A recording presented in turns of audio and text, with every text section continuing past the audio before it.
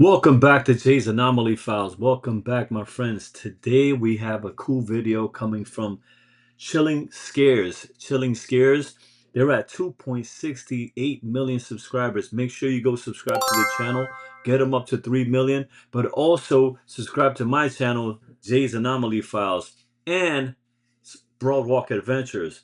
This is 5 disturbing internet mysteries that I'm going to show you here.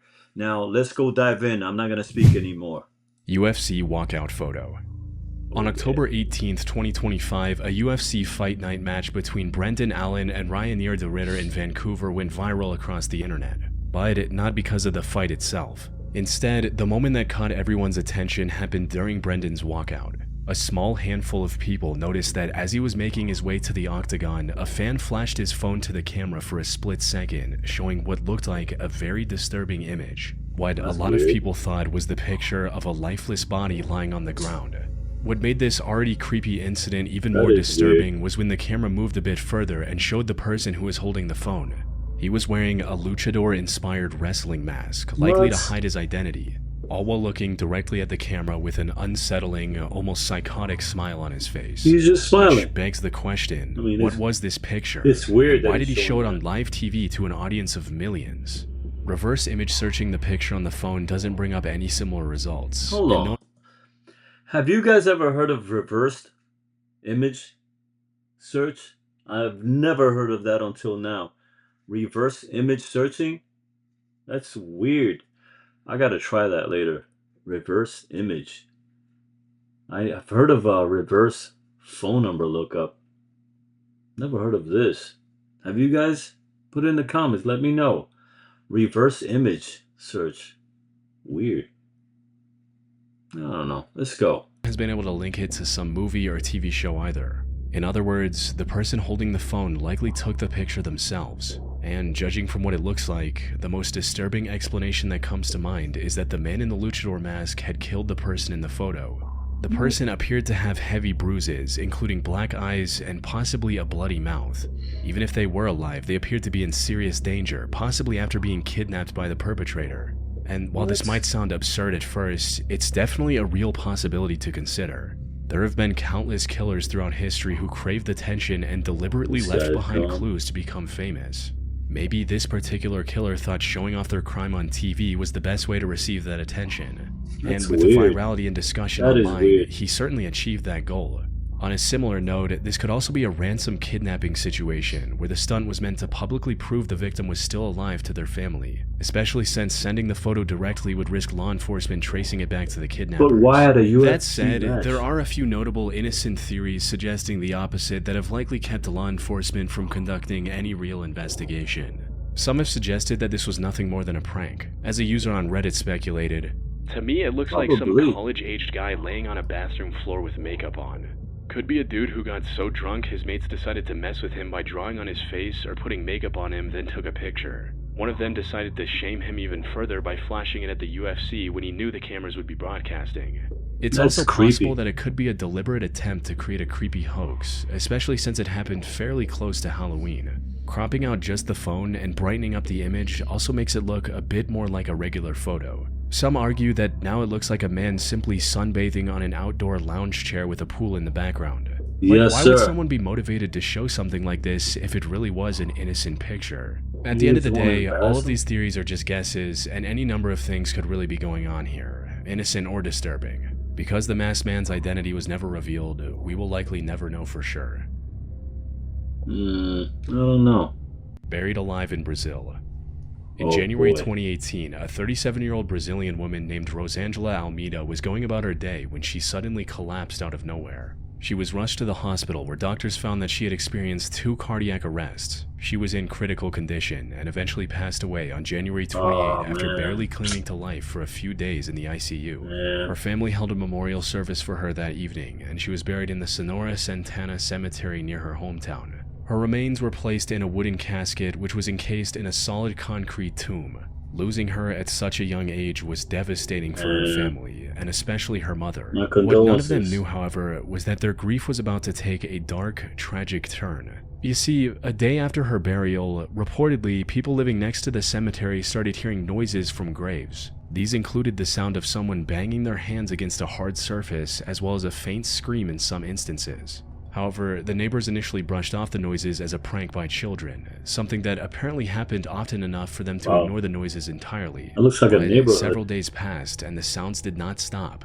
It The wasn't until street. 11 days later that someone realized that the sounds were coming directly from Rosangela's grave. The neighbors immediately alerted her family upon making this discovery, fearing that she might have been falsely declared deceased and was still alive when buried. What made the situation even more Wow. concerning was the fact that Rosangela had been suffering from fainting spells ever since she was little. Hold on.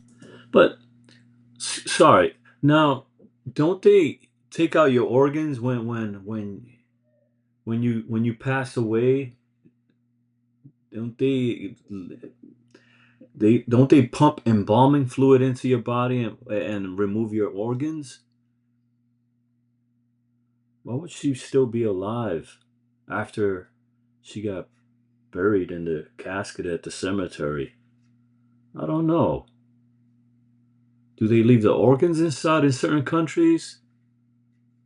I don't know this. What do you guys think? Do they leave the organs inside the body in certain countries? Let's see. Let's see where this goes. Time she spent unconscious had also been increasing over the years. Maybe she was just passed out when the hospital staff incorrectly declared her dead. Family, Wow. friends, and neighbors tough. rushed to the cemetery and opened her coffin, hoping to save her, with some people recording the whole event. Sadly, Rosangela was showing no signs of life. However, the people who touched her body exclaimed that she was still a bit warm to the touch, implying that she That was is at least weird. alive up until very recently. Later reports Wow. also claimed that the nails in the coffin were looser than they were when she was buried, and that there were injuries on her wrists and blood marks on the inside of the coffin that weren't present before. Even the pieces of Wow. cotton placed in her nose and ears were knocked out. Most importantly, Wow. witnesses reported that she didn't seem nearly decomposed enough for someone who had died 11 days earlier. After the casket was exhumed, Rosangela was taken back to a nearby hospital where she was pronounced dead That's for a second time and crazy. buried once again. The question everyone had on their mind, however, was Jeez. whether she was buried alive the first time. Her family, and particularly her mother, believed that was the case. Testimony from other people also seemed to back this conclusion, with one neighbor stating, "There were more than 500 people who came here and packed the cemetery. Everybody went to see, lots of people touched her foot, and everybody saw that she was still warm. She wasn't cold." Wow. Now, there are countless real stories of people tragically getting buried alive by accident, I've heard with of many that. eventually passing away in the coffins before they could be rescued. And while the vast majority of these stories are from before we had modern medical tech, errors still do happen to this day. Just a few years ago, a Chinese woman was declared dead and sent to the funeral home before being discovered to be still alive. So, the idea of the same thing happening to Rosangela was a real possibility, especially when we consider the fainting spells she Man. experienced her whole life. However, despite That all is the tough, reports man. and supposed evidence, both the doctors and investigators stayed adamant that she had passed away before her burial. In a statement to the media, the doctor explained that she was already in a serious, irreversible condition when she arrived at the hospital. From there, she was put under an intense level of monitoring to observe all her vitals closely. So, there was no way he could have falsely assumed her to be dead under those conditions. As for the slower decomposition, that was explained by the result of her being on strong antibiotics while she was in the hospital. But these explanations failed to convince Rosangela's mother, who was devastated by the thought of her daughter enduring days of suffering buried in her casket. The case also became major news across Brazil, with many even accusing the police of not doing a proper investigation to protect the hospital and the doctors. So, what really happened? Was Rosangela actually She's not a buried young alive? lady. She looks From everything I was able to older. find, it's not likely. For instance, many people reported her body being warm to the touch after opening the casket, suggesting she was alive up until recently. However, even if we assume that she was buried alive, there's no way she would have had enough air in the tomb to stay alive for 11 days straight. Right. Giving it the benefit of the doubt, let's assume there was a hole somewhere in the tomb big enough to let fresh air in.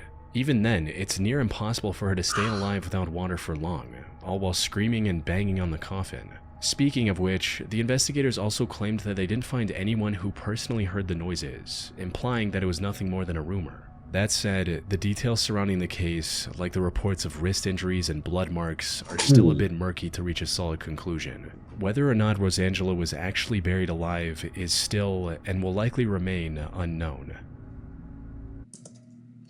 I never heard of this story, but if you have, what do you think about this story? I mean, if she was alive, I feel really, really, really, really bad and sad for her and her family. if she was alive and buried alive. I mean, she wasn't buried underground, but it was like a tomb. Man, that is tough. I was having anxiety just trying to think of her trying to breathe, waking up and trying to breathe. Man, imagine waking up to in a coffin with cotton balls in your nose and in your ears. My God, man. Well, my condolences to her and her family. Let's go. What do you guys think about this one? Put it in the comments. You be the judge. The Wikipedia edit. Hey. WWE wrestler Chris Benoit was scheduled for a live house show Benoit. on Saturday, June 23, 2007 in Texas. But hours before the event, the 40-year-old wrestler called management and claimed that he wouldn't be able to make it because both his wife and son were ill with food poisoning. But he didn't show up the next day and wasn't picking up his phone either. After over 24 hours of trying to contact him, the WWE management dialed 911 and requested a wellness check for Chris on Monday, June 25, assuming that maybe he was sick as well and needed help. However, nothing could have prepared the officers that were dispatched to his home for the tragedy they were about to witness. They arrived at his house in Georgia at around 2:30 p.m. and rang the bell. When no one answered, they looked for a way inside and discovered the garage door was wide open. The whole house was eerily silent. The reason for which became apparent when they discovered the remains of Chris, his wife, and his son scattered throughout the house. And as it turned out, the person responsible for this tragedy was Chris himself. He ended the lives of both his wife and son before turning on himself. The question now was why? Why would Chris do such a thing? But before the investigators could answer that question, they received a tip that challenged everything they thought they knew about this case. They were contacted by a Wikipedia representative who claimed that someone had made a suspicious edit to the Chris Benoit Wikipedia page at 12:01 a.m. over 14 hours before police did the welfare check. The edit read, Chris Benoit was replaced by Johnny Nitro for the ECW Championship match at Vengeance, as Benoit was not there due to personal issues stemming from the death of his wife, Nancy. The thing about Wikipedia is that it's a social collaboration platform where anyone can add new info or make edits. One possible explanation was that Chris, for some reason, made this edit himself. However, the autopsy report revealed that Chris had actually ended everything by Sunday evening, many hours before the edit. So, how did someone learn about what had happened before the news broke out?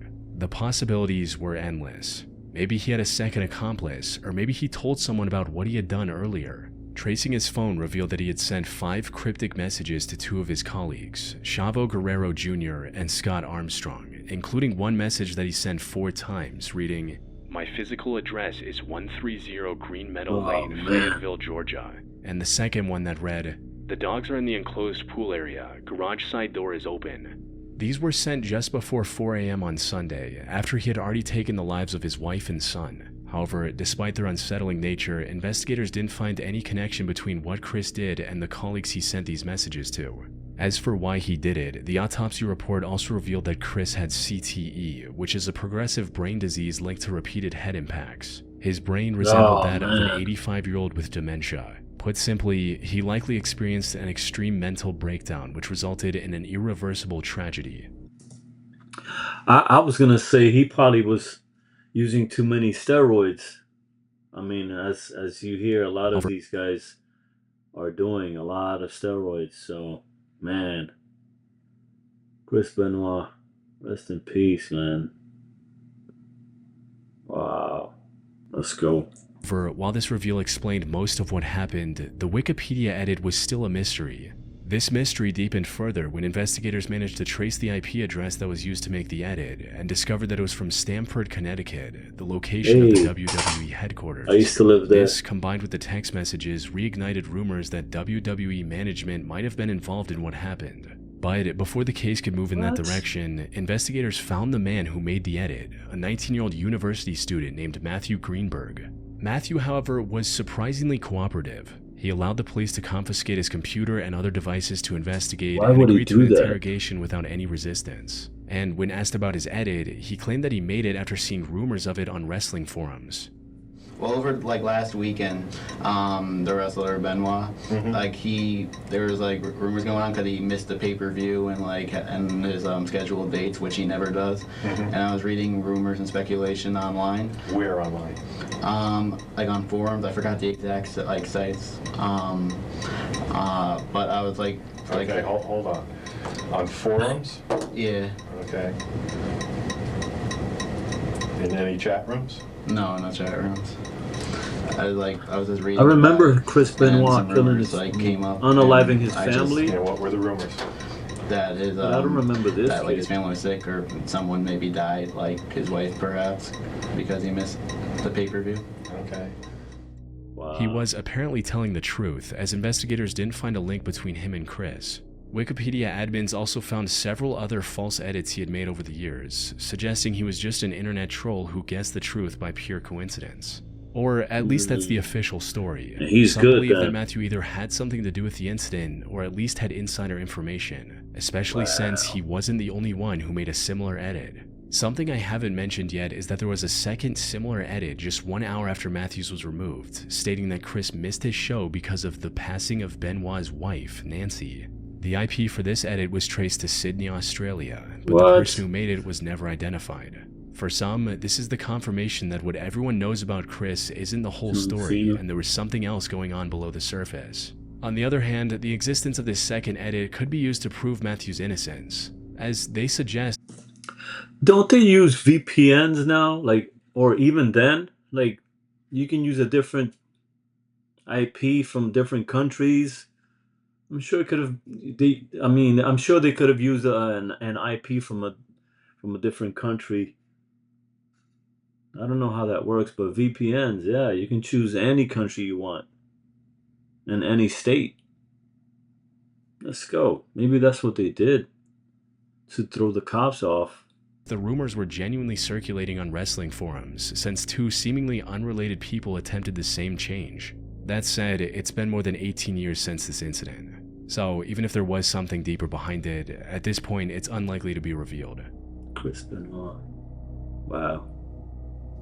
Sunset Cruise. Hey. The final days of May 2023 were meant to be a celebration for 18 years. By the way, Sunset Cruise, make sure you subscribe to Broadwalk Adventures. We go on a lot of cruises. Awesome vacations. Also, shout out to my nephew, Junior. He inspired me to keep posting these mysterious videos. Let's go. Shout out to Junior. JR. Let's go. Cameron Robbins, a recent high school graduate from Baton Rouge, Louisiana. He was on a celebratory cruise in the Bahamas with several hundred fellow graduates. The festivities, however, took a devastating turn on the evening of May 24th, leading to a mystery that the internet is still debating to this day. At around 9:30 p.m., Cameron was aboard the small cruise ship named the Blackbeard's Revenge near the uninhabited Athol Island, northwest of Nassau.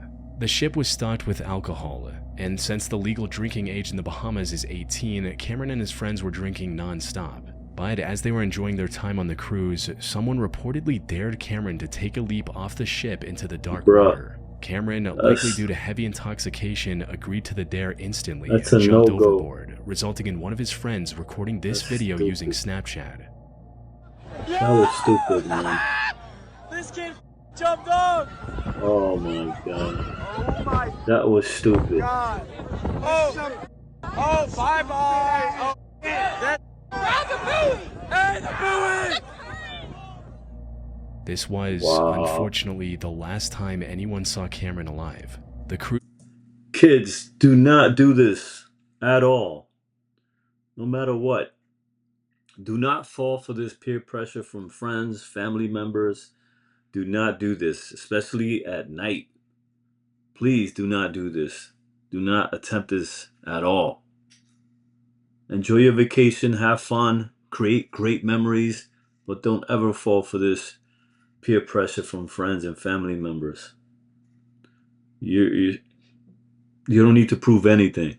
Stopped as quickly as it could, and the crew alerted the Coast Guard about Cameron's disappearance. However, despite an extensive 2-day-long search of a 325 square mile area, Cameron was nowhere to be found. He more than likely passed away not long after jumping overboard. but even his remains were never discovered, which, considering the extensive search, was very odd. And the reason for it, according to some, is that he was attacked by a shark shortly after his jump. This theory began when someone noticed what looked like a large fish swimming toward Cameron seconds after he landed in the water. Moments later, Cameron could also be seen swimming in the opposite direction while ignoring the life preserver right in front of him, almost as if he saw the shark and was trying to get away from it. That said, the evidence supporting this theory is a bit inconsistent. On the one hand, the shark population in the Bahamas is quite healthy. These cruise ships often throw food waste overboard as well, likely causing the local marine life to associate them with food. So it's possible that a shark was following the ship and immediately swam over to Cameron to investigate as soon as it heard him hit the water. Additionally, many sharks also hunt at night, making shark attacks on humans much more likely. However, like I've seen sharks at Perfect Day Coco Cay, which is Royal Caribbean's island, but they are sand sharks. They don't really attack people like that, like try to eat them or anything like that. And they're small sharks too. So I don't know. I know there are sharks. I haven't seen big ones like that, but I've seen at Perfect Day. I've seen the stingrays, and I've also seen these sand sharks. Man, don't do it. while this shows that a shark attack was a possibility, it doesn't outright prove it, especially when the evidence indicating the opposite is just as strong. For starters, the phone video that started this theory is extremely low resolution and blurry.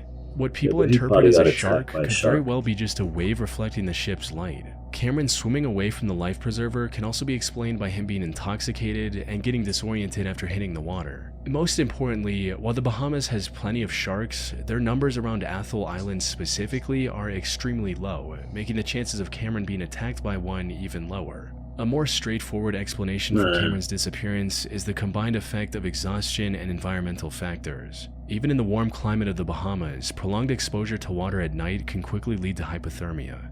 The average sea temperature around the Bahamas in late May is certainly survivable for a short time, but the physical stress of jumping from a significant height, coupled with the immediate panic and exertion of swimming in the dark, open sea, would rapidly diminish a person's physical and mental capacity.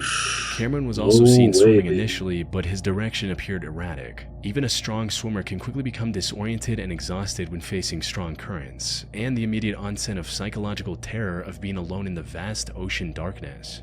Not to mention the fact that Cameron was highly intoxicated, turning the already difficult task of surviving in those waters into a near impossibility. And while the definitive cause of Cameron's death, whether by exhaustion, hypothermia, a shark encounter, or a drowning accident remains unknown, what is clear is the tragedy of a young life cut short so abruptly, with the incident serving as a stark reminder of the inherent danger of the open sea, particularly at night. Rest in peace. The Mad Gasser of Mattoon.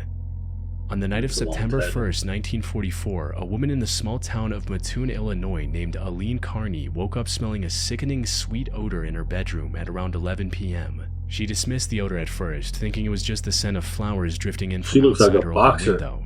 But the sweetness soon became suffocatingly intense. She tried to get out of bed to investigate, but collapsed to the floor as soon as she stood up. That's when she realized she had no feeling in her arms or legs. The odor was also starting to cause a burning sensation on her lips and throat, making it difficult to even breathe. Seconds later, she also heard her daughter crying on the bed, asking why she couldn't move her arms or legs. Hearing this, Aline used all the strength she had to call for help, eventually getting the attention of her sister, who was sleeping in a different room. Her sister noticed the smell as well and determined that it was coming from the open bedroom window. She ran out to call the neighbors for help. Around the same time, Aline's husband, who was a taxi driver, pulled into the driveway. But before he could get out of his car, he was horrified to see a thin, tall figure standing outside the bedroom window. It was dressed in all black with what looked like a gas mask on its face and was holding a strange tubular device in its hand. The husband tried to chase after it, but the figure disappeared into a nearby alleyway.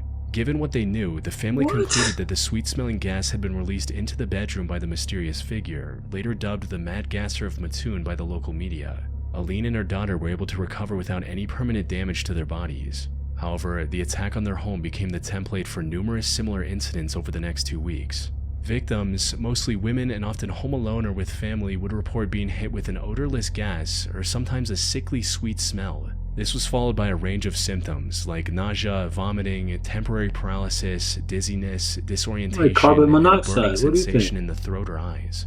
In some cases, the symptoms lasted for hours, requiring medical attention. Yet, despite the severity of these chemical attacks, any attempts to investigate the gasser came up empty. There was no visible damage to homes, no broken windows, and no fingerprints. The mysterious assailant seemed to vanish into thin air. Witnesses and victims reported seeing shadows or figures lurking outside their windows, specifically near the ventilation openings of their homes. But the husband, when he pulled up, he saw this figure standing there. How come he didn't do anything? Man, I would have ran his ass over. Seriously.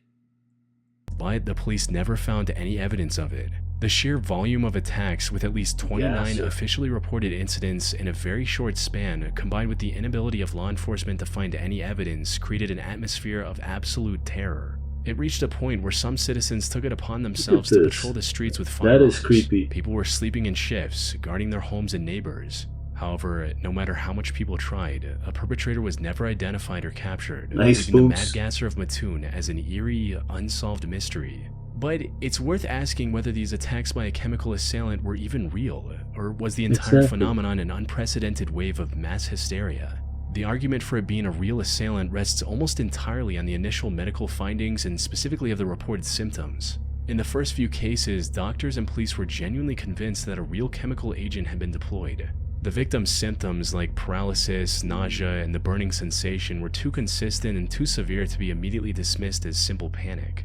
On the other hand, the argument for this being a case of mass hysteria is incredibly compelling. It's also the theory favored by many criminologists and psychologists who have reviewed the case since. As the theory goes, while it's possible that the few initial incidents might have involved a real criminal, the vast majority of the 29 reported attacks were likely the result of psychological contagion. The terror of a mysterious, invisible attacker, amplified by continuous sensational newspaper coverage, made people hypersensitive to any strange smell or discomfort.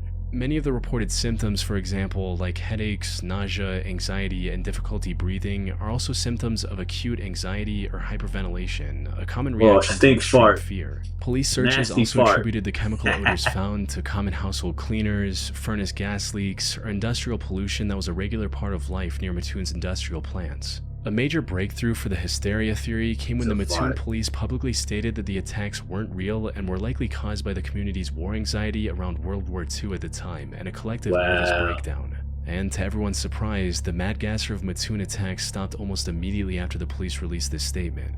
Ultimately, the case is left suspended between a real chemical criminal and a genuine mass panic. There is a possibility that the story began with one or two initial genuine attacks using a non-lethal irritant, which then acted as the trigger for a widespread case of what is medically known as mass psychogenic illness, where symptoms and fear spread rapidly throughout a community without an identifiable physical cause.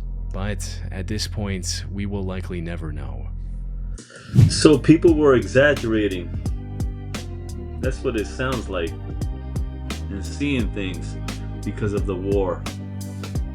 I don't know. Their minds were playing tricks on them. That's what it sounds like. Anyway, thank you for stopping by, watching some mysterious videos with me. Go subscribe to Killing Scares, get them to 3 million subscribers, but also get me to 1,000 on Jay's Anomaly Files. Subscribe to my second channel, Broad Rocket Adventures, where we travel to islands, on cruise ships, give you food reviews, have some weekend travel, things like that. And yes, thank you so much. Have a great day. Enjoy your weekend. Let's go. Peace.